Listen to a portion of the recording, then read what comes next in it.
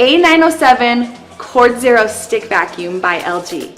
So I have to tell you guys, when I unboxed this vacuum, I could tell just by looking at all the parts how well made it is. It comes with so many attachments, one of them being this wood floor attachment. This one is called Power Punch. So this like vibrates really quickly and dislodges dust mites from mattresses and pillows and stuff like that. That sounds really cool to me. One of my favorite things about this thing is that it has a super long battery life. There are 2 batteries that each hold a 40-minute charge. So total, this vacuum can run for 80 minutes. But both batteries are able to charge together on the charging port. So one battery actually goes on the top here, the other one goes in the actual compartment for the charging base.